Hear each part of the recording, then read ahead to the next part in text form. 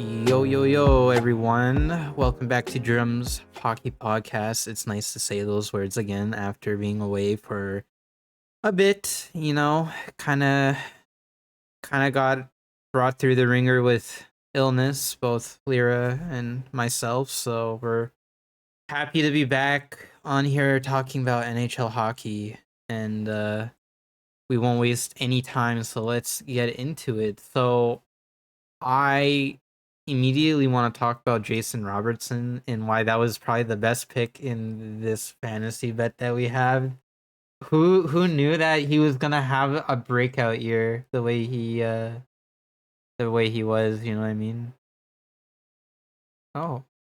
I distinctly remember saying to my friends over at the place where we're at, like, dude, this guy is single-handedly killing my fantasy. Like, Yeah. every goal he gets, I get closer and closer to the Dowdy jersey that I don't want to buy. It's just like I, I'm pretty happy because I like seeing fairly new names, come up and enter this kind of stardom group that we have in the NHL. With the Yeah. McDavid, guys, idols. It's like it means that the parody is there, and you know me, I love parody in this. Yeah, well, But you this know is what? what we I need. I think the NHL definitely hits like, the nail on that one in terms of parity across the league. Like even Arizona this year is doing quite well for the team that they have on the ice. Like, Yeah. it's actually quite surprising, like the amount of goals they're scoring and whatever. But yeah, I did have. I guess I forgot to unmute my desktop audio, so some of the audio that you were saying was muted. So that is my Uh, fault. But that's thank you, the Fresh Prince, for calling that out. So it wasn't like that the whole stream, and that would have been, that would have that would been have been oof. heartbreaking. That would But have been a big oof. yeah, I kind of had a feeling about Robertson this year. Like, even if we go back to like the early episodes, I know that I was like quite impressed with his training camp, and he's Yeah. kind of followed that up now with like this run that he's on, and it's gonna be interesting to see what he's gonna do for the rest of the regular season. Um, but I think Dallas is gonna have a fall off at some point. All teams do, even like teams like Tampa Bay when they were really good, or Chicago when they were really good. Yeah. Um, there's usually a bit of a fall off somewhere in the season. So when Dallas gets to that point, all eyes are gonna kind of be on Jason Robertson and how he's gonna, carry the load of the team. Yeah. And I mean, Dallas just signed another kind of hefty contract with Rope Hintz, 8.45 million for the next 8 seasons. Yeah. I And saw this that. guy I just has brought that up. and this guy is Robertson's line mate, and both of them have just been like kind of dynamite. But I would Yeah. say even contract wise, Robertson has probably the best value contract next to like McKinnon in the league at this Well, point. I was gonna ask you about that Rope Hens contract and what you thought about it because I saw the details and I thought, wow, 8.4 million for 8 years. Like Hens is a good player, but how much of his production is coming from the fact that he's playing with Robertson in that line. You know what I mean? Well, So, I don't how know, 8 years. Yeah, 8 years, it is quite long. He is a young guy though, so it's Yeah, better to get those 8 year contracts when they're not even in their prime yet, like when they're, just beginning to hit their stride. It seems like Rope Hintz is taking his game to another level on that Robertson line. Um, yeah, yeah, probably some of the dollars are definitely from Robertson for sure. With his playmaking ability. yeah, But I don't know. Right now I could say, well, this is kind of an expensive contract, but in the next few seasons, the cap is gonna go up quite a lot, and yeah. 8.4 ain't gonna look like a lot. It's gonna look kind of like what William Nylander's deal is right now at 6.9, which Yeah, I would say is another good value contract. Like when it was originally signed, it was a lot, but now we're kind of looking at that contract and we're like, okay, well, for what he brings, not too bad. But now, if I'm guys like Dylan Larkin or Bo Horvat on the final year of their deal, and especially Bo Horvat, where there's a lot of trade speculation going on in the Canucks room right now in trading their yeah, captain, like I would be like, man, I'm about to hit like 8-digit payday here, right? Like, what's not saying that Bo Horvat's not gonna make 10 million next year? I mean, there really isn't an argument for the kind of skill that he has. But yeah, sometimes we see this with players on their like last year of their deals, trying to, get a good deal with their contract, and then they just fall off. yeah. Well, So it's the contract year curse, right? Where at the final year of their contract, they have this outstanding like breakout season almost, and then the second they get signed long term, they just fall off a cliff. yeah, And I feel like there's a lot of things that teams have to consider going into the off season, especially with guys like Bo Horvat, who, like you said, his skill is not questionable. He's a good player, but how much of that is going to be maintained when he does get that long term deal that he's looking for? yeah. Especially for Vancouver, man. Like they're having a rough go at it this year. They definitely are, and I think Horvat definitely keeps his squad like in the games as best as he can. Um, Yeah, it is definitely gonna be interesting to see now, like how this is gonna develop with those guys. And I mean, going back to the Dallas situation, if they're looking for another top six forward, I mean, do you look at a team like the Canucks and be like, can we part with one of our defensemen to actually get something going, right? And that is going to be kind of a test for Dallas when they probably hit the trade deadline. They're probably going to try to go for a big name. And I'm wondering too, um, if they can't get that top six forward, if they can make a deal with the Sharks for Eric Carlson, possibly eating a lot of cap, yeah, um, and buy out not buy out, but buy the remaining years that he has left on that contract. Because Carlson's having a Norris season right now, like yeah, unbelievable for like any player, never mind a defenseman. But I think that's going to be an interesting development as the season goes along and seeing what they really truly need. yeah. Um, but yeah, um, speaking of the Well, like I Sharks, you said, wanna talk anything about Sharks hockey right now? How you feeling about it? I mean, Ye- like, yeah, a little bit. Like I said a few episodes ago, Carlson, the form he has now, he was showing this last year before he got injured. So it's not super surprising to me that he's having this Norris kind of resurgence of his year.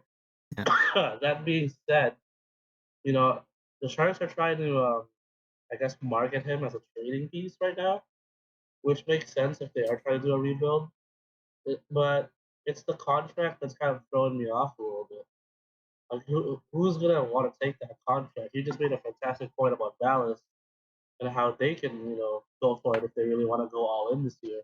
yeah, The other team that's been popping up at the rumor mill has been Detroit. Apparently, they're really interested in going for 65, which is, I mean, it's not super far fetched considering that they are doing a lot better than a lot of people give them credit for this year. They're 12th in the league right now. They're ahead of the Rangers, the Oilers, and the Avalanche. And so Detroit's another one of those teams that they could go for that big boy move and get a guy like Carlson on their team. But I think having before they can do that, they have to get rid of some names off of their roster as well. going back to what you said about Dallas looking for a top six forward, how realistic is it that they go for a guy like Larkin to circumvent the top six forward that they're looking for? Yeah, I mean, it depends what like, I think Detroit, yeah, they're doing well right now, but you said all these other teams that are probably going to be in a playoff spot, and I ask myself, is Detroit really going to be in a playoff spot? Even, because you think, well, if you think about the Atlantic right now, I Yeah, think it's definitely not far fetched to say that the Bruins and the Maple Leafs are the top two in that division, and kind yeah, of a lock, kind of, I say, because anything can happen, obviously. Uh, but you know, you look at number three, and I feel like that could change. Like, who's not to say that the Lightning aren't going to go on a massive win streak when they find their game? You know what I mean? Like, we haven't really seen the Lightning hit their stride, and this is a yeah, team that's been to the Cup final 3 times. I think they know what they're doing, yeah. And and I've seen even Stamkos say that they're not too happy with where they're at. They know yeah, what they can bring. So if Detroit can land a guy like Carlson and he actually, you know, brings his game to the Eric Carlson that we know, that yeah, could be a big boost to guys like Snyder, um, like anyone on that Detroit D, really. yeah, Uh, but then if they're in a playoff spot, are they gonna expect Carlson to be the guy to just carry the team? And I think that's not fair to a a trade acquisition. You know what I mean? yeah. That Exactly. And that's kind of where I'm standing in that discussion. It's like it makes sense for Detroit to do it, but at the same time, it doesn't make sense for them to only go for a guy like Carlson. Hinging everything on a guy you get halfway through the season to carry you deep into the playoffs when you have to go through teams like Boston, like Toronto, like Tampa to get there. I, it just seems like a knee jerk reaction to me if they yeah. actually go for it. And you know what?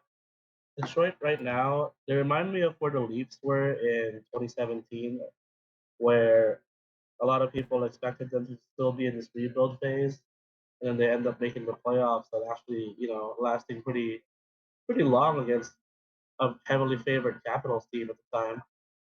And Detroit is reminding me of that team right now, where they're expected to be this team in the middle of a rebuild, but here they are, 21 games into the season, 11 wins and 6 regulation losses. Like, they're doing better than expected, but I don't think that it's good enough for them to make a big splash this early for a guy like Carlson. I Yeah. still feel like the better move is to get rid of guys that you don't really want to have around for the future and get picks for them while they're still worth something. And the same can be said about the Sharks. Granted, they're not doing, you know, they're kind of doing as well as people expected them to do this year, where they're kind of just mediocre. They're not basement level, but they're also not playoff level. Mm-hmm. And it's kind of disheartening from a Sharks fan because you kind of want them to lose right now so they can have a high position in the draft. But they have these games like yesterday against Montreal where they just click and fire on all cylinders. They get a shutout win, and it's just where is this? What is this team's identity really? Because if you're rebuilding, as much as I hate for these players to go, you'd want to get rid of guys like Eric Carlson, Timo Meyer if he's scoring well. Get the most value out of them while they're still producing. Because once these guys hit that plateau and start to fall off, their trade value will decrease tremendously, and you end up having to deal them for, I don't know, 2 second-round picks or something like that. Yeah, and Where if that's what other teams want, right? They want that value yeah, to kind of dip because they know that there's a possibility of kind of like it's kind of like the stocks, right? Like kind of falls a bit, yeah, but then it could also rise up pretty quick. yeah, it's So, very up and down. So like it right now, if a team wants to get a guy like Carlson, they know that they at least have to give up a first rounder to get him oh with the yeah. amount of production that he has right now. Maybe even a top six or middle six forward, or you know what I mean. So like he's Yeah. pretty high value right now, but I just don't think that any team should be making that big splash this early in the season. Like if he maintains it to the deadline, then yes, but it's too early to tell. We're only 25 games in, so Yeah. I would say a minimum like trade value for Carlson. Um Obviously, the Sharks are gonna have to eat cap. Like there's not really two ways about it with the value of his contract, but yeah, how much cap do they want to eat? And if they eat a lot of it, then I'd say your base of a trade should be first round for this year's draft yeah, and a roster player that's yeah, middle six or top four in the D, right? yeah, Um, exactly. Basically a tank commander. and that should be minimum, even like two picks at minimum, like for a guy like Yeah, Carlson. But I look at that Ottawa trade when they traded him and all the pieces that the Sharks had to kind of give up for that player, and is the team willing to do a trade like that where they're gonna give up guys that are young and you don't really know where their potential is until a few years later, and sometimes it can be a exactly. bust of a trade. Sometimes it works out, but Well, that that's the risk you take, right? yeah, With but the that's where trades the for a Sharks guy have like to be Carlson. careful. If I were them, I totally just try to trade for a high a top 10 or top 5 draft pick this year. Yeah, And see what you can get. But kind of want to yeah, flip this conversation of the Sharks, because we're talking about the bottom of the league, and kind of want to take a look at the top 10 teams in the league hmm, currently, because it is very interesting to see some of these teams that have all of a sudden just surged up in the standings. So obviously, Boston, number one in the league right now.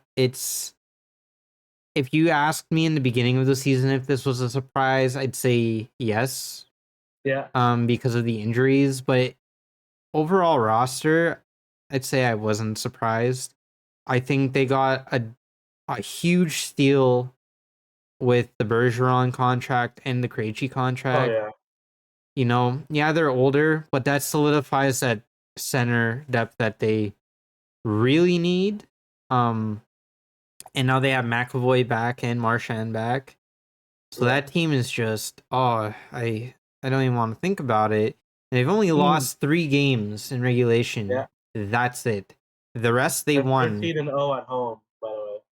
Yeah, it's ridiculous. It's disgusting to say TD the Garden least. is scary to play in right now if you're an opposing team. And then I look at the number 2 team and I can say, well, what's the difference between Boston and New Jersey? And there's not too many differences, but besides age. Yeah, I knew New Jersey was on the up and coming with, yeah, Nico Heischer and him being number 1 overall, and Jack then Hughes. and then Jack Hughes, and then New Jersey got quite a high draft pick in last year's draft.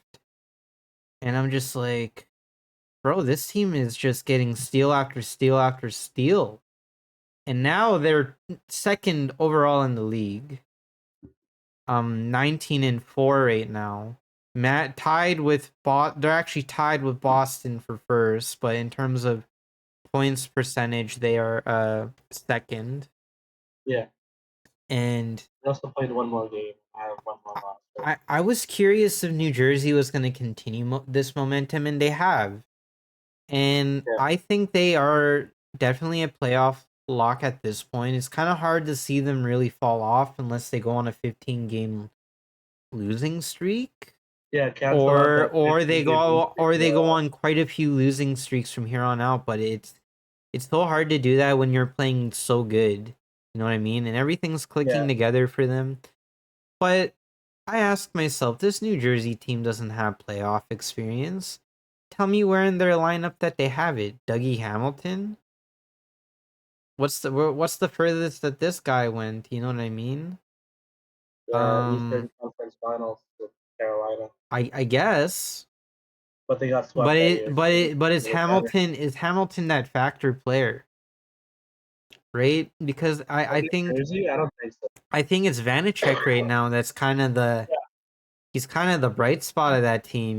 They experienced an injury with their starting goalie, and all of a sudden Vanacek plays, and it's like he ain't losing the game. Even against that yeah. Toronto game, New Jersey should have won that, but they kind of got robbed 3 goals, right? So Oh, it, yeah, and there's also that controversy of those. Well, we'll touch on more of that later. yeah, and I mean, if you're a Caps fan, are you punching the air right now? Like, like what the hell did you guys do? You got rid of Samsonov, who is playing really good. I mean, he got injured, but he's playing really good for the Leafs. And then you get rid Yeah. of Vanacek, who you almost lost to Seattle, by the way. Mm-hmm. And then they traded back for him, and then they got rid of him. And it's like, okay, like Washington, what are you doing, right? Yeah. And no offense to Darcy Kemper, yes, he's a Stanley Cup champion, but he ain't the solution. You know He what I got mean?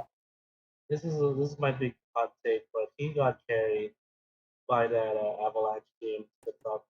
Oh, I mean he definitely that did. decor, man, that was insane. He definitely got carried, and I'm not saying that he's a bad goalie. I think he's a good goalie for what you're gonna get out of him.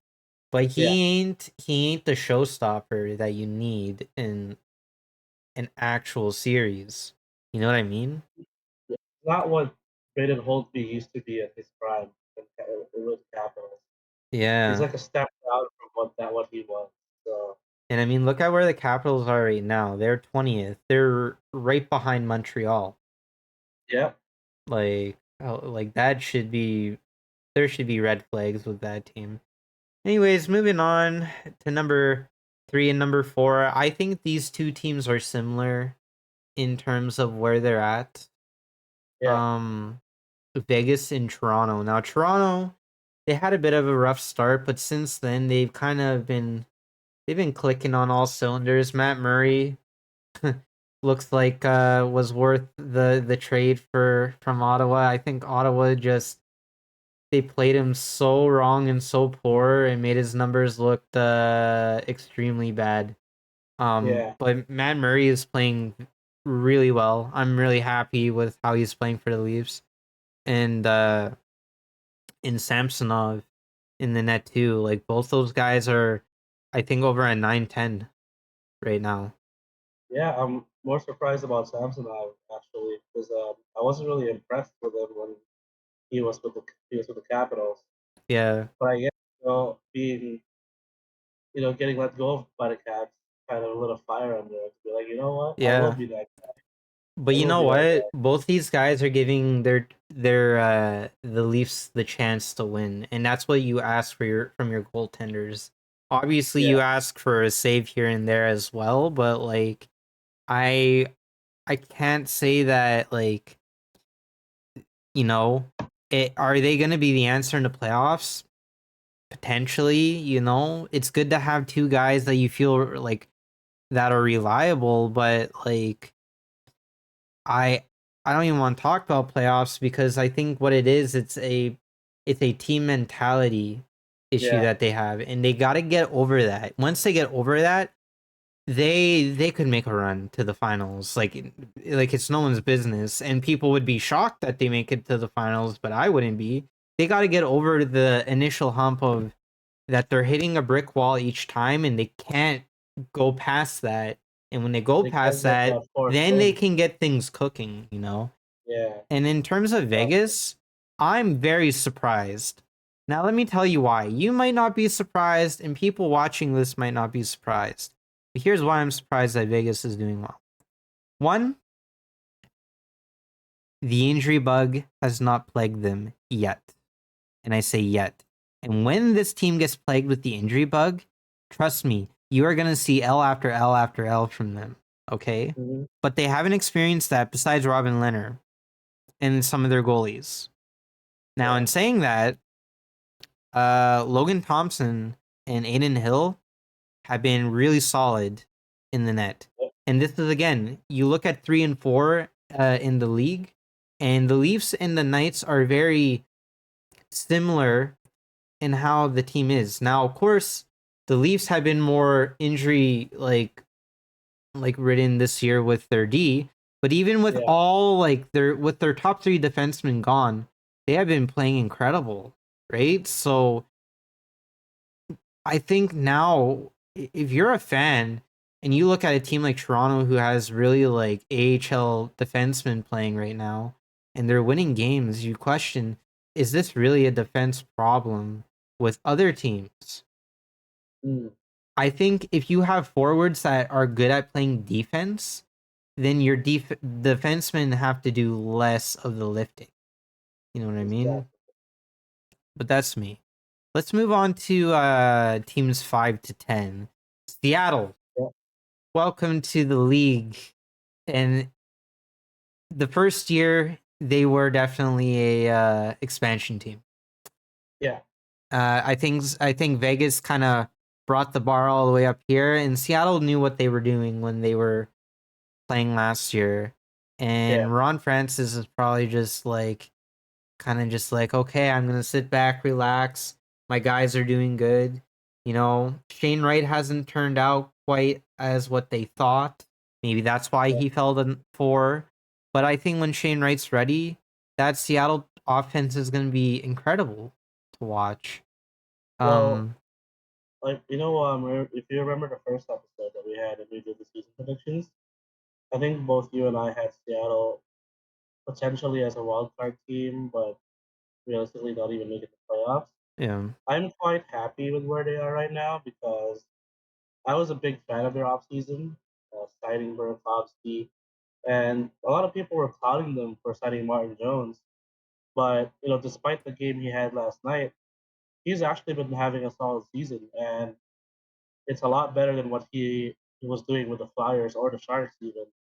So I'm happy with Seattle right now because the Sharks aren't going to be doing much this year. So it's good to have a team to watch the Pacific, and I'm glad it's not LA yeah, or Vegas. I am curious to see if Seattle keeps this up, are they going to have a rivalry with Vegas? Because if both teams keep up this momentum, they're fated to meet in the second round of the playoff. that could And be an interesting matchup in the the way they're both playing storyline, right now, yeah, right? And it's it's gonna and be it cool. yeah, and it's interesting. I'm looking at the standings right now, and 3 of the 8 Pacific teams are in the top 10. Which, Yep. if you think about that, I think the Pacific Division is a little bit of a shit show, but it can also be a dogfight at times. And mind you, Edmonton and Calgary are not in the top 10, and they're Yep. going to make it a dogfight. Yeah, the way they've been playing, both those teams have been playing lately, can kind of be questionable at times, but it's going to be a dogfight to the end. I thought the Central was going to be a dogfight. Who knows? Pacific could have 5 teams I wouldn't making even it. argue. I would even argue that the Pacific is severely underrated Yeah. because a lot of people have them as the worst division in the league, and you can't really blame them. I mean, Anaheim, San Jose, and Vancouver, they're kind of proving that right. But you look at the top side of this fucking division. You have Vegas, Seattle, and then you get teams like Calgary and Edmonton, who they're gonna have a bounce. I mean, Calgary, even with the offseason they had, they're not a bad team by any means. And Edmonton, if Campbell can find his groove, unfortunately he hasn't. But if he can find his groove, Edmonton can be a scary team, and they can make a play for that second spot, maybe even the first spot. Yeah, So, like you and said, I think dogfight incoming. I think for the Oilers in terms of their goaltending duo, Campbell's gonna find his game. This is Yeah, coming from a Leafs fan who has seen the best and worst of Jack Campbell. When he played for the Leafs, and I know it's easy to dog on a goalie when he's letting in some soft goals yeah, and he doesn't look right, but you have to remember that this is also the goalie that brought that made it a series against Tampa Bay last year and oh almost yeah, eliminated them in the first round. And if it weren't for Jack Campbell, the Leafs would have been swept. So if you're an Oilers fan, it's not time to panic just yeah. yet. It's too early to panic. And you have a guy named Connor McDavid and Leon Draisaitl in the top 5 in points right now. So you know your guys are producing. It's just Yeah, you gotta find the heart. And you can't rely on McDavid and Draisaitl forever. Yeah, they can win games for you, but what is the rest of the team gonna bring, and how are they gonna win games without those two sometimes? yeah, Especially exactly. in the playoffs when you have defensive matchups, and we've seen at times that McDavid and Draisaitl are not on the score sheet.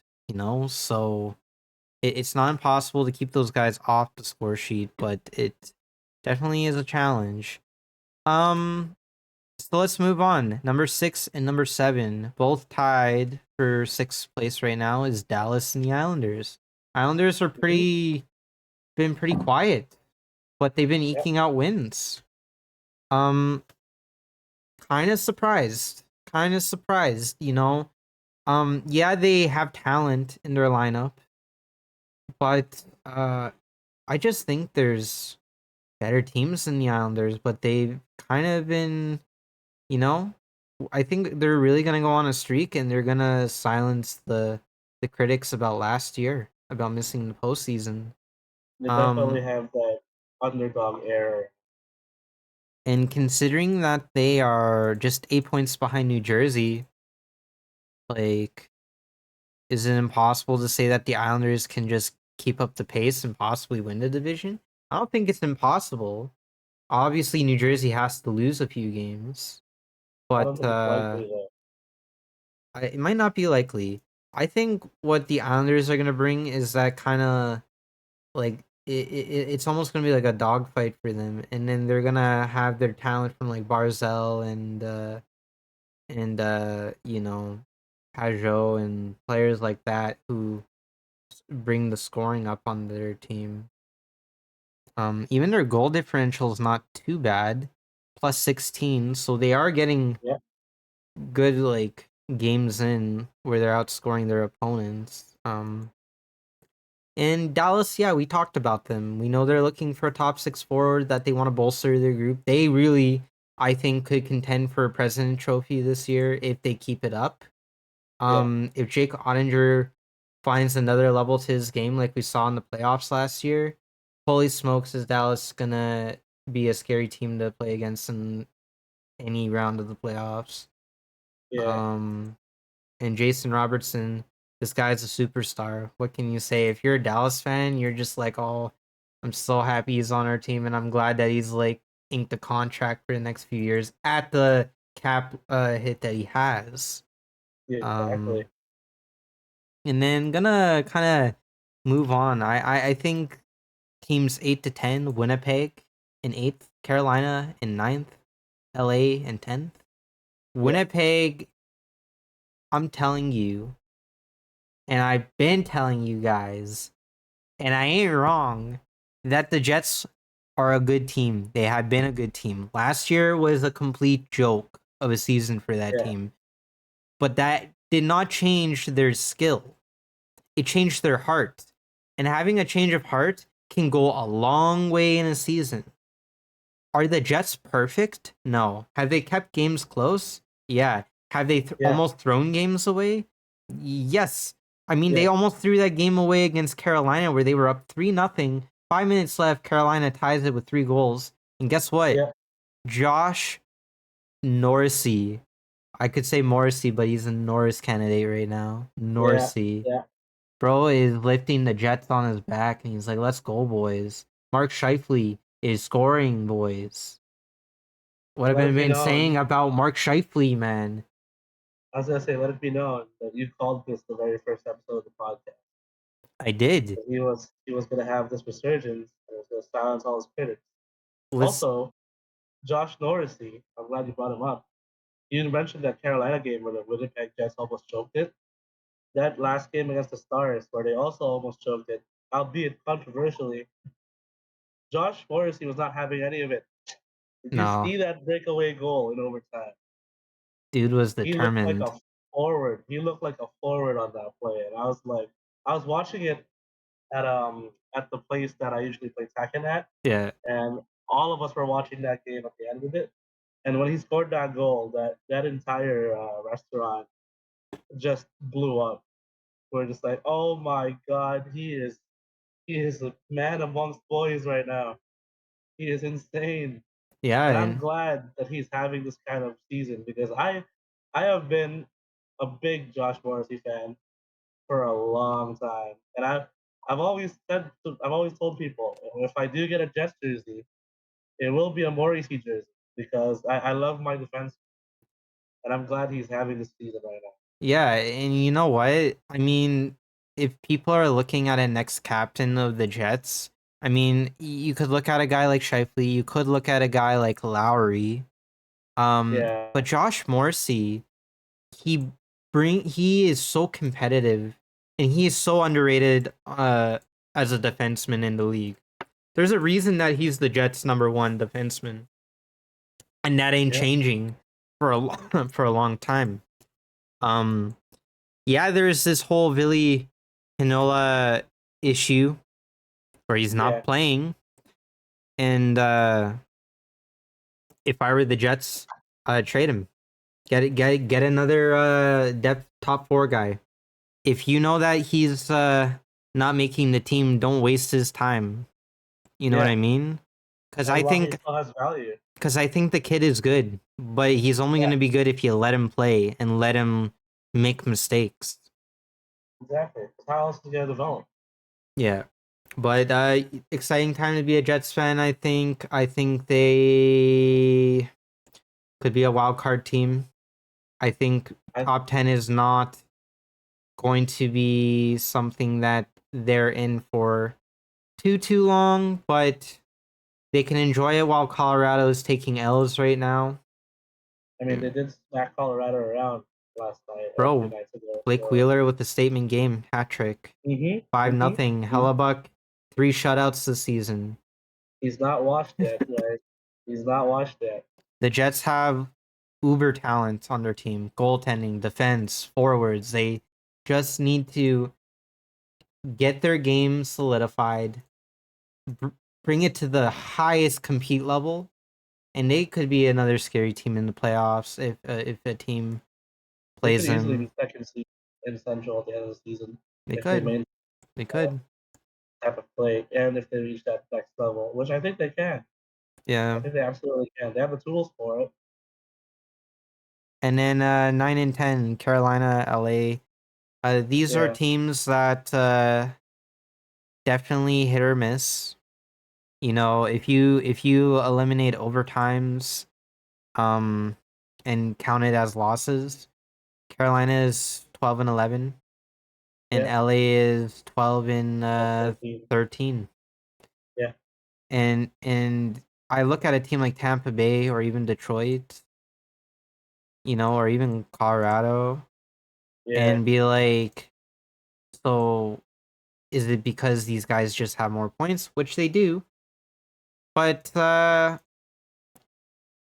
think if one of those teams has a chance to build their way back up into that top 10 or top 5 is Carolina. LA, I don't think so. They just put No, Cal Peterson on waivers, so Like, why? Yeah, Why would you do that when you're in the top 10? Like, yeah, he can have bad games, but like, you think Jonathan Quick is your answer?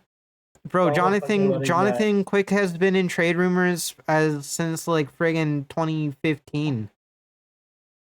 I was gonna say, like, it's almost like they're letting that game in Seattle dictate their actions.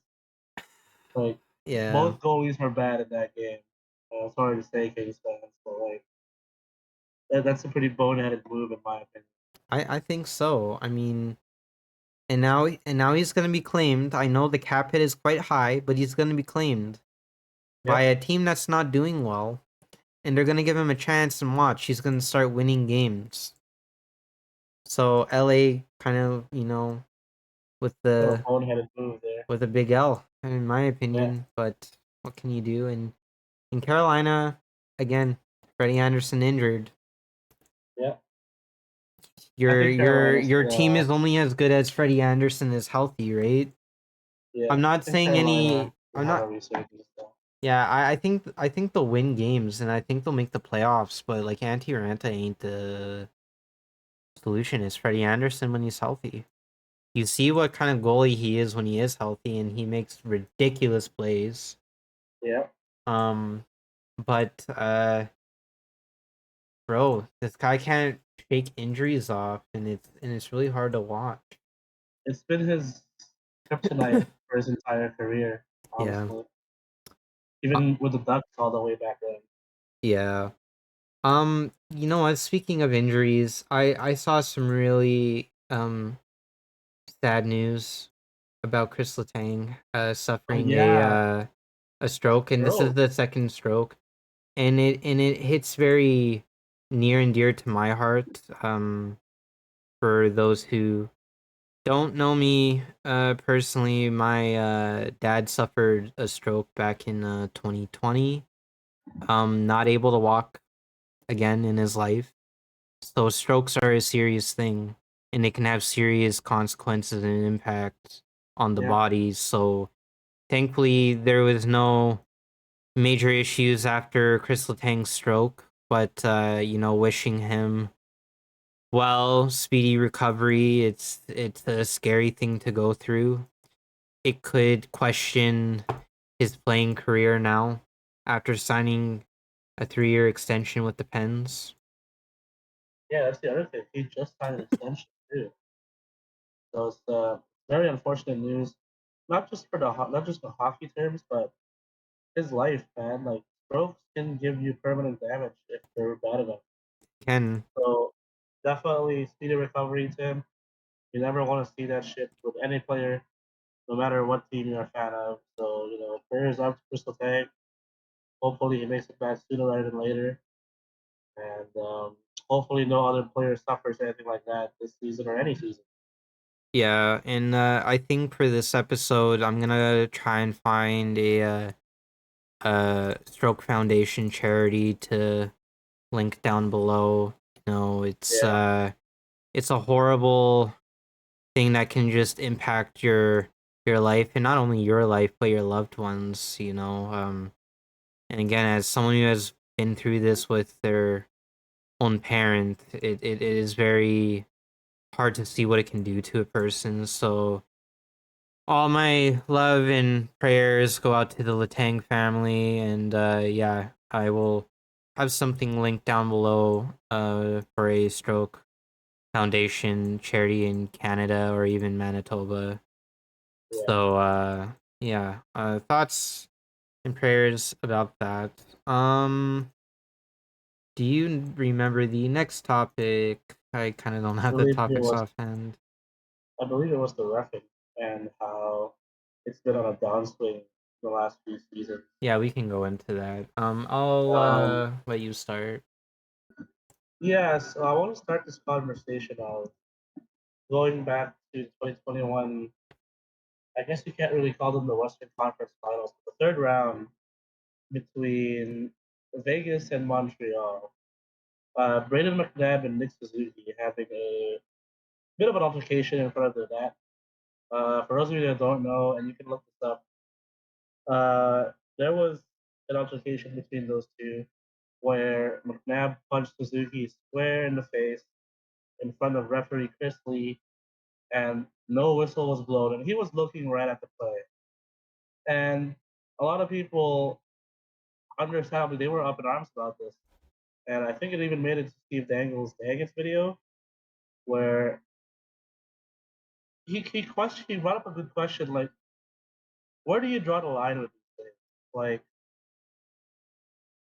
it's very clearly an infraction in front of the referee, and he's just letting it go. I mean, what should? How do you explain this to a fan who's just getting into hockey? Like, you have to somehow tell them that, hey, this is this is not something that happens all the time. It should be called, but in this instance, it wasn't because I guess the referee decided not to. And the reason why I'm bringing this up is because recently there have been a lot of questionable scenarios in which the refs have made some, I want to say, pretty dumb decisions, to, for lack of a better word.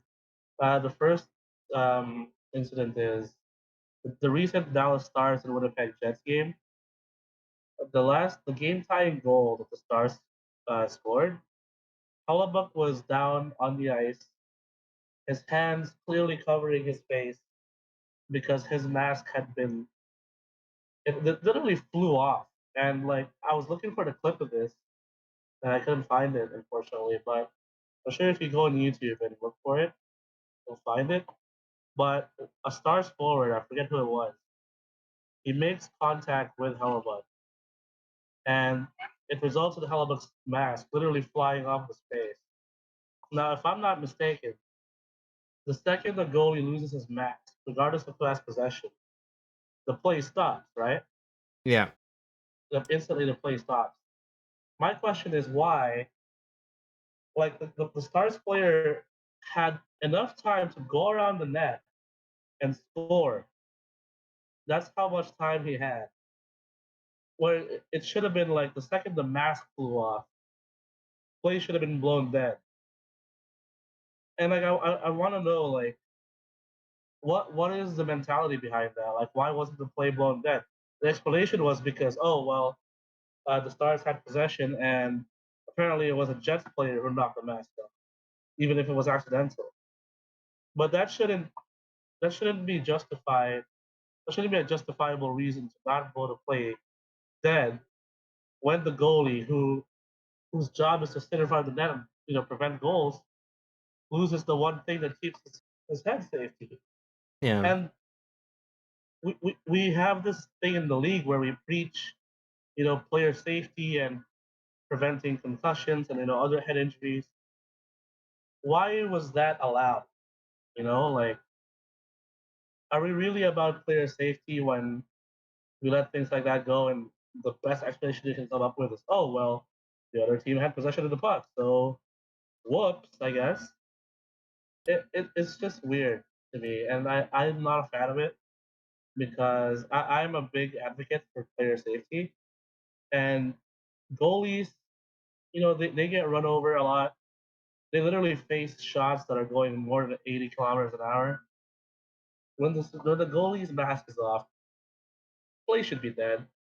Plain and simple, no BS. Play should be dead. That's the first one.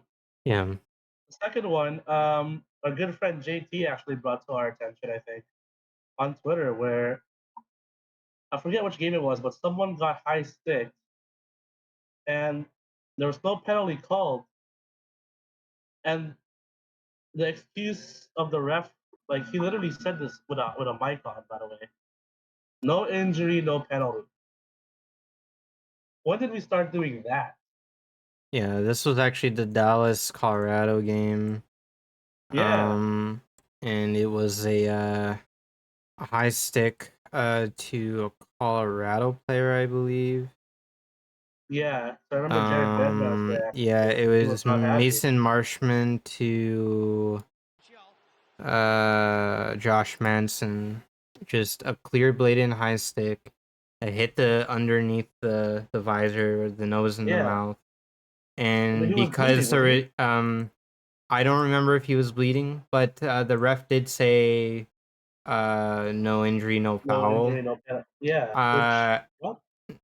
I'm gonna say this in the I guess the short answer to all of Mm, this.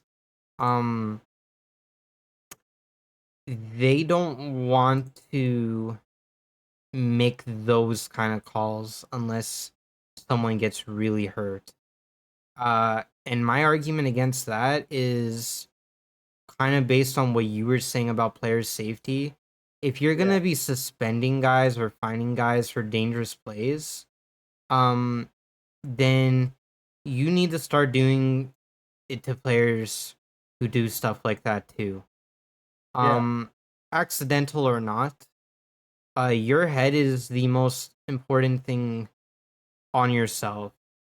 And if for any reason you get injured and the refs don't call that, those refs should be liable yeah, for whatever happens to that player. Now my long rant about this personally, this goes back to 2018 when I really started seeing the change in how refs make calls, how yeah. awful they've been, how they miss a lot of egregious stuff, but then they call the like lightest shit ever. Mm-hmm. Um, Bro, that's not how hockey is played. I don't Yeah, care if you're an NHL ref. I don't care if it's took you 10 years to get to the big leagues. I don't care if you have this old mentality about like the old time hockey and the traditions of hockey. We're in the year 2022 where this kind of shit has to stop. It is absolutely embarrassing to any league to watch that garbage be called. Now, there are times that they get it right. The Toronto New Jersey game is a great example of how they got it right, and yet fans were still pissed at the outcome. Well, yeah, if they were doing their jobs in the first place, I think fans would probably be a little more standing. yeah. Now, Mm, obviously, yeah, it was in New Jersey's barn.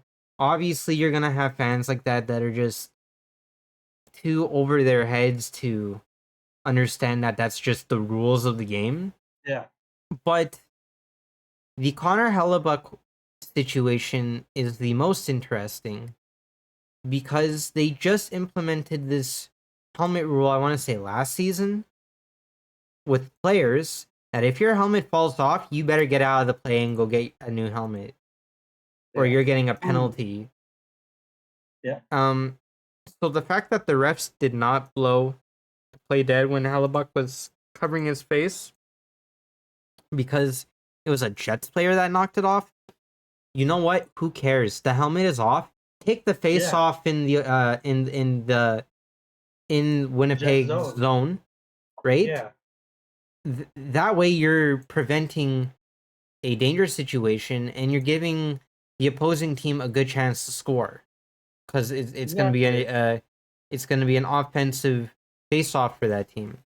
Um, Overall, the refs are horrible Mm-hmm. and there's not very many good ones. And I can even say Wes McCauley, as good as he is not great. He's No. not great. And so now, as a fan of the game, you kind of have to look at it this way. Do you know what goaltender interference is? Tell me. Do you know what it is? Because I can tell At you, this point, I can tell you I don't. at I this can point, tell I you don't. if I can tell you if a goalie got hit and the puck went in, it's probably gonna be a goal, which makes no sense to me. But yet, if it's a player that's in the blue paint, well, they're gonna make the excuse, oh well, we can't pull another 99 cup final again. Get out of Exactly. here with that garbage. It has nothing to do with the 99 cup final. You can clearly see that there are some major flaws with the refs in this league that it's so bad. It's so bad. I'm watching the World Cup right now where they have something called VAR, which basically means they can review a penalty. They can review Oh an wow. offside. they can review these things. And if it is indeed offside or indeed a penalty, then that's how they are going to set it up. Yep. And that's how the NHL should be. Get something like VAR. You have Toronto, who is sometimes so useless in their decision making. Because they have to base their angles off the angles we get on the broadcast. Exactly. They don't have a camera on the post saying, oh, the puck was like 0.2 millimeters on the line, no goal. No goal, exactly. Or, what about the tracking that they have in the puck? Like, why don't they implement that if it goes all the way past the red line, that there's something that triggers in the puck that's like, it's a goal. It's a goal. Even if it's in the glove and you can't see the puck definitively, because you know if you can't see the puck, they ain't calling shit. It is going to be no goal if they cannot see it, even if it is past the line, which is so embarrassing again, because there's been so many times where I've seen a save, an incredible save, but it's a goal. But they're going to call it no goal because it's like, well, we can't see the puck. Oh, it's inconclusive. And you guys have the technology in the pucks, yet you do nothing about it. All you care about is your goddamn analytics and statistics. Who gives a shit? Who gives a shit? What should matter is it a goal or is it no goal? And you got to be conclusive about it. Because sometimes I think they're not conclusive. I think they gather around and they're like, well, did you see that? Did you see that? Like, I completely missed the puck. I don't know where it went. And hockey is a game where it's so quick and so fast.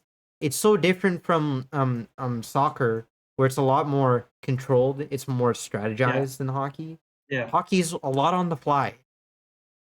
Even basketball. Basketball's kind of more of a strategic sport. Yes, it is faster, but it is more strategic. Same as football. Okay? I don't think there's any game faster than ice hockey. Ice hockey is so fast. Yeah. Because you get all that power from the push of a skate. Right? So gonna conclude this thought about refs. I think the NHL needs to take a look at the rule book and be like, look, we are not following our rule book to a T. I'm looking at other leagues that are way more successful than the NHL, even though the NHL is getting fantastic deals. Yeah. To bring their marketing up and their overall worth up. Like their gross income. It is bad. Bring in VAR. I'm telling you, you bring VAR into the NHL, holy shit, our game's going to be called so much better. Yes, I'm not saying that everything needs to be VAR. I think you need a human element too to the game. Absolutely. And I get where refs have to make the call where it's like, okay, we called 2 penalties on you. We got to give 2 penalties to the other team. Or we got to do a makeup call. Fine, because that brings drama to the game that is worth watching. If you follow everything to a T, it can kind of ruin the game for those that feel like it is exciting to watch. Yeah. But my overall thoughts are refs suck. Instant replay sucks because they can't get it right. Player safety sucks. Like, holy smokes, do they suck. They are so bad at what they do. And as a fan of the game, it is quite frustrating to watch my favorite player or a star player get injured because a ref can't do their job right. Or because the league can't control their other players right. It's a game where you have to balance these things in the right way. And that is where you're going to get the most viewership and the most dollar signs, right? So that is my opinion on it. Is the NHL ever going to fix this? They won't. They won't until it's too late, until they lose a good majority of their fans. And then they're going to make the move to VAR, which they could have done a decade ago. but it's too late. And they have technologies Honestly, now. They have technology. They have to stop making the excuses that, oh, well, you know, couldn't make it conclusive, so we can't call it a good goal. Like, get the fuck out of here. honestly, and the other argument against that is like, oh well, we already have offside reviews. We don't need any more reviews. Here's the thing: why don't we take the current reviews we have now, take it out, and replace it with VAR? That way, we're not adding more delays to the game. We're just taking out. We're just basically overhauling the old system with something that is clearly better. Yeah. So I don't know. I feel like this could be considered a hot take, maybe not. But as long as Gary Bettman is in charge, we're not really going to see any major changes. No, we won't. And it's annoying. And I can even say icing calls drive me insane. When the Oh my opposing goodness. player is literally neck to neck or in front of the guy, and then they call icing when it hasn't even hit the red line yet. Like, what Yeah, in the fuck are you guys doing? that's such a lazy call, in my opinion. Whenever that happens, It it's is, like but it's also giving the benefit to the other team. And it's like, well, we got you guys because we exactly. messed up. Like, nah, get the fuck out of here with that. Well, how much of that goes into the conversation of makeup calls? Because we touched on that when the whole Tim Peel thing happened. So Yeah, people don't want to admit it, but I'm pretty sure referee bias is a thing, and it's alive in the game right now. it definitely is. Um, Sorry to interrupt, but Mitchell Marner continuing his point streak as the Leafs are, I think they won 3-1. It looks They're like gonna win. they're It's a minute left, and they're up 3-1, and yeah. they scored the So last two goals in quick succession. So it's it's gonna be another W for the Maple Leafs. I'm kind of surprised they didn't kind of choke this game away. They have been way better in their third periods, though.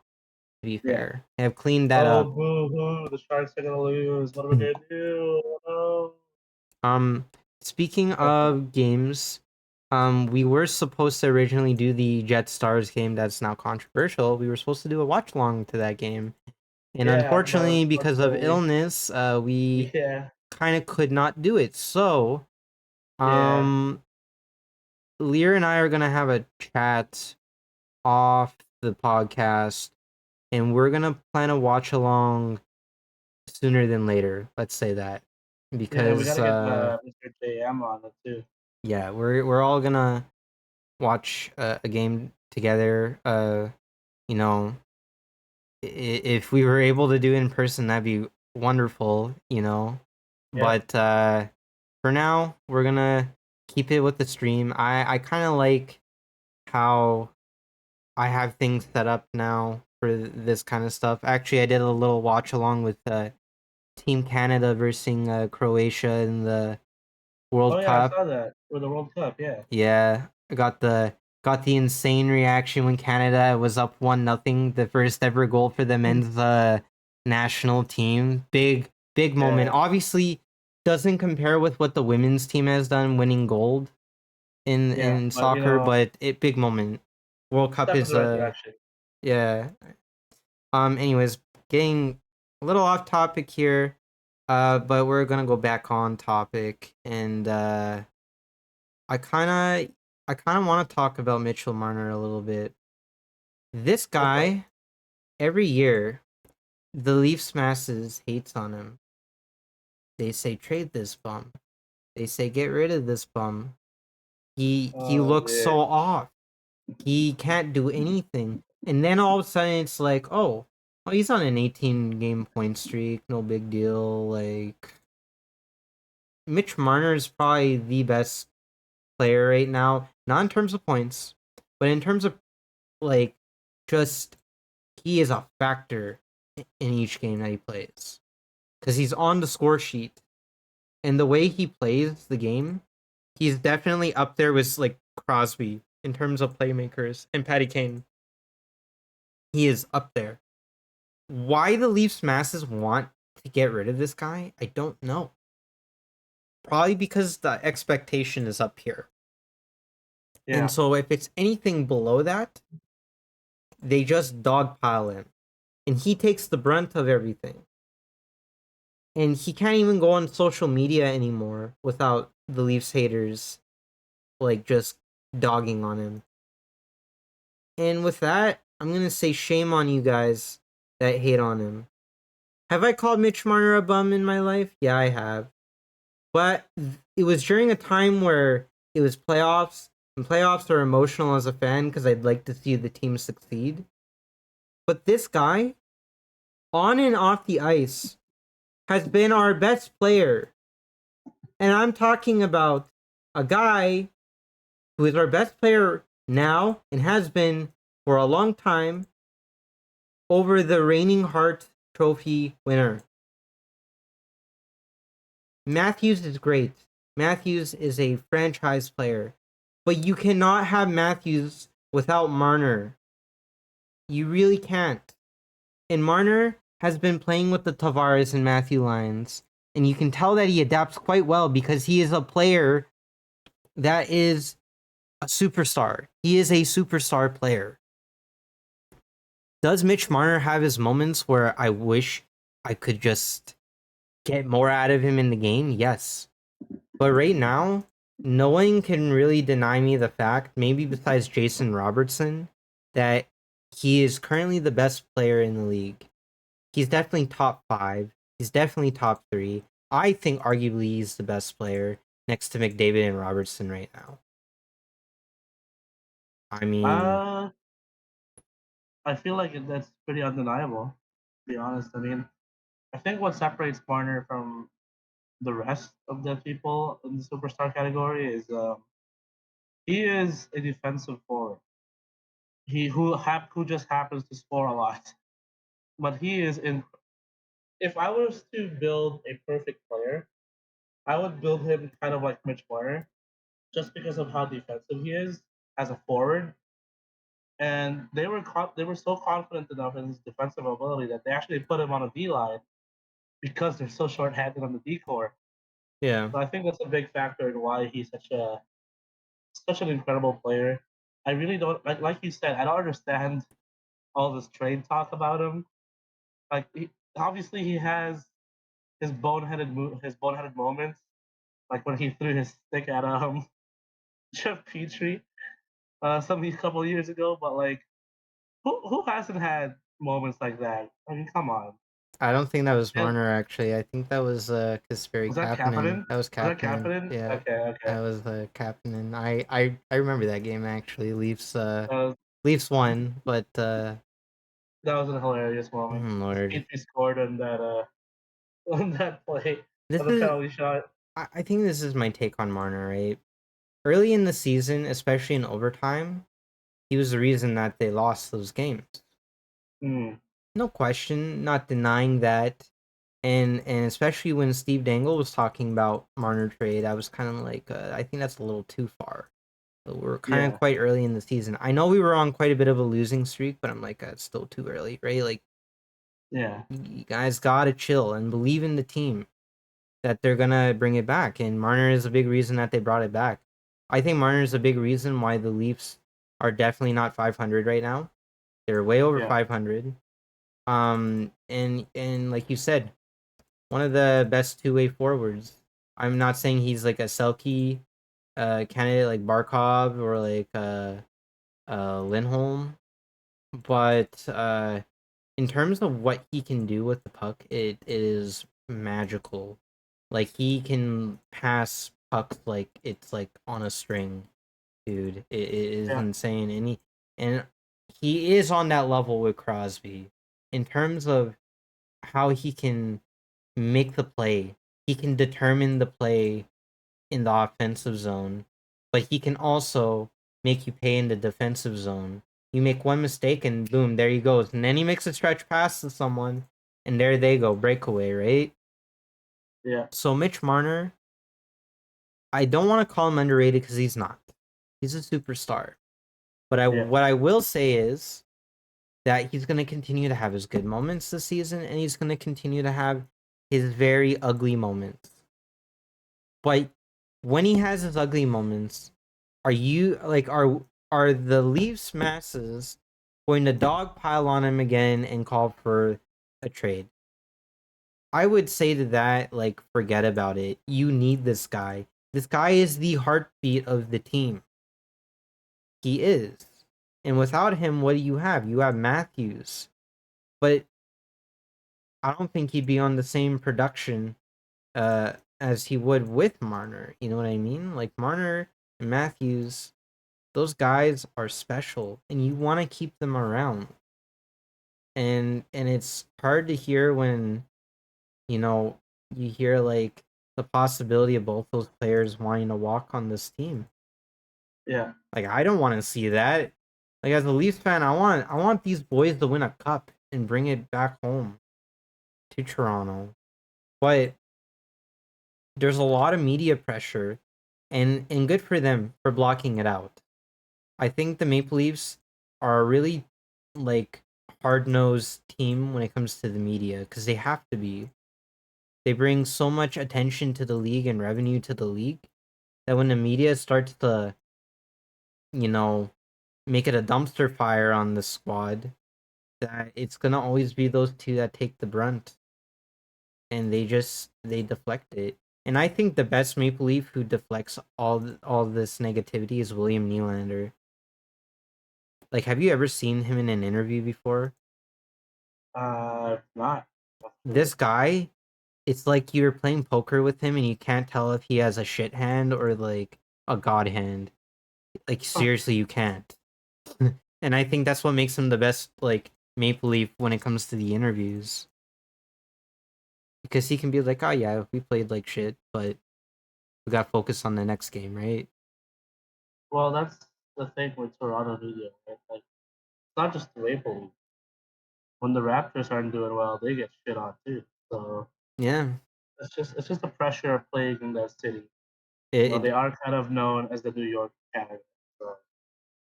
it's true, but I also want to say that I told you that they could turn around in November, and if they did, Yeah. that I would not be worried about this team. And I think they only have one regulation loss in this month of November, so I'm not worried about this team. Does it suck that we lost a lot of our defensemen? Yeah, but guess what? Most of them are going to be ready for the playoffs, except maybe Muzzin. And if I'm Toronto right now, I'd be looking at Jacob Chikrin and be like, do we really need a first rounder in this Yeah. draft? And it's tough because first round in this draft is going to be incredible players in the next 5 to 10 years. Yeah. And the Leafs could get a steal like a Kucherov or like a defenseman. But they can't focus on the future. The future is now for this team because they are young enough and in their prime where if you don't take advantage of their experience that they have gained in the playoffs with each of their losses, that this team is never going to go anywhere, unfortunately. But Yeah. I believe in them. And I have been on both sides of Leafs fandom where I've dogpiled this team because of my emotions. But I've also cheered these boys on from the very get-go. And I've been cheering them on since Sundin era. Okay? So for people that are just saying that you're not a real Leafs fan, you're gonna always dog on them, like fuck you guys. I know where my fandom lies because I had to live through the Randy Carlyle years. I had to live through the Ron Wilson years. I had to live Oh, through jeez. the freaking Kessel Randy years and the Carlyle. Dion Phaneuf years and the The Randy Joffrey Carlyle Lupul era. years. Okay? Oh my lord. So I don't want to hear it because I already know what disappointment is, and I know what rock bottom is for a team. But I'm telling you, it does get better, and you gotta believe in the Buds. The Buds are top 5 team, and what's not to say that they can't take first in that division? They definitely could if Boston loses a few. They already beat the Bruins. They already beat the Devils. Vegas has been really their only like issue in terms of the top 5 that they have played. Vegas has been their issue, but they are Yeah. close.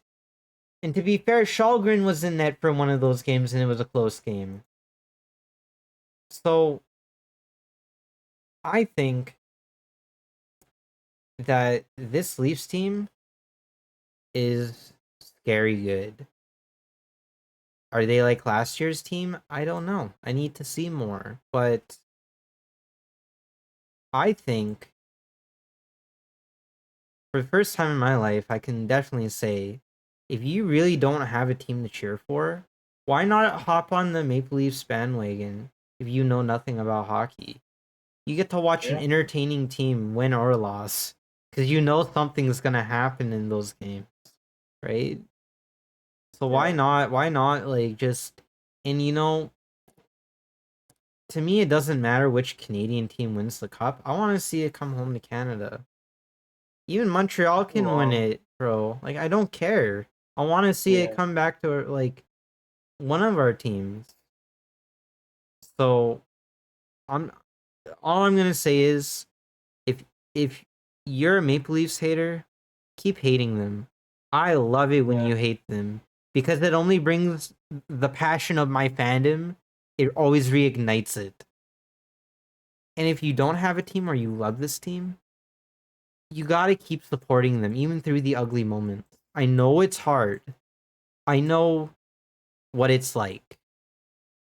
And Lyra even knows what it's like right now with the rock bottom that the Sharks are in. But Yep. I'm telling you, the Sharks made the finals. The team that they had, I'm not saying it was impossible against Pittsburgh. It was improbable, but it was not impossible. And the Sharks won 2 of those games in the finals. Okay? So what is it like, who's to say that the Leafs can't get there? And if the Leafs get to the finals, you're honestly going to tell me that they don't have a good shot at winning it? Like, I think they do. I think, like what I said earlier, they gotta get past the brick wall. The brick wall is their end all, be all. And when they get through that, it's gonna be a mystery. You know what I mean? Because, Yeah. like, then it's like, well, if the team did it now, then what the hell am I expecting them when they go further in the playoffs? If they do. You never know. Um, so yeah, I think this is a good place to end it off. Yeah. Um, it's gonna be a really interesting month of December for the NHL. Um, Actually, I do want to say one thing. When Toronto does get past that hump and they make it to the finals, a lot of people are going to be shocked, but guys like me, guys like you, and, guys like JM, who, like we know what it's like to lose with our team. We're not going to be shocked because in most of those years that the Leafs lost in Game 7, except maybe the Montreal one, you know what? Like, they had a good chance each time, and last year was the best example against Lightning. Had the Leafs beat the Lightning, I'm 100% confident that they would have beaten the Panthers, and they probably would have beaten the Rangers too. yeah, Because that was a good team. And you mentioned earlier, is this year's Toronto team as good as last year's? We don't know because half of their decor is on IR. So when most of that decor returns, then we might be able to see an even better Leafs team than what we have right now. So it's exciting, and Leafs fans, don't lose hope. Like you've managed to stay as a fan of this team after all the Game 7 defeats. There's really nowhere else for you guys to go but up. and Like, that's what I've been saying too. Like even to myself, like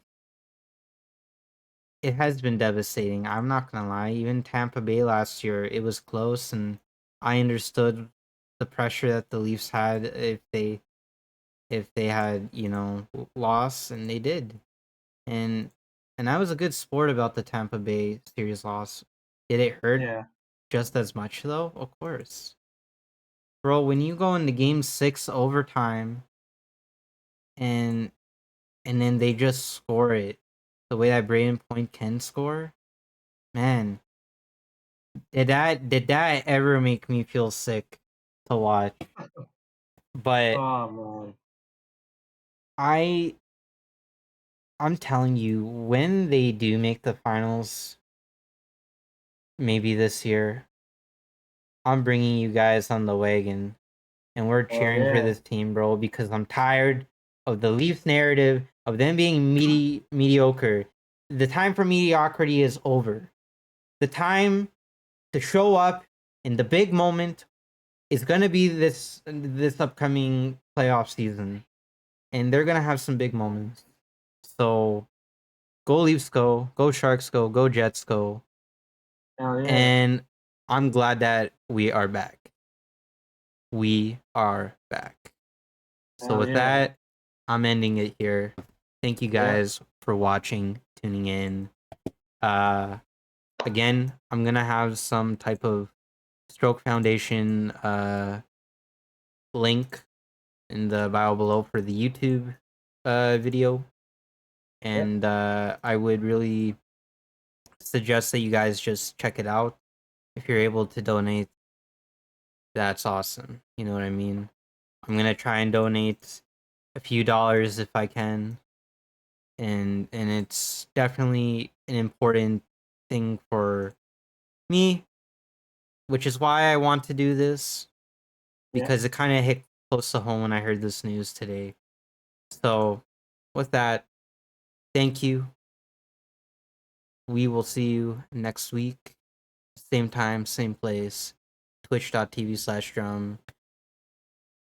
And any last words before we end it? It's good to be back. Yeah, we were gone for a couple of weeks because of illness, but we're back, and we plan on sticking to a regular schedule like we were before we got sick.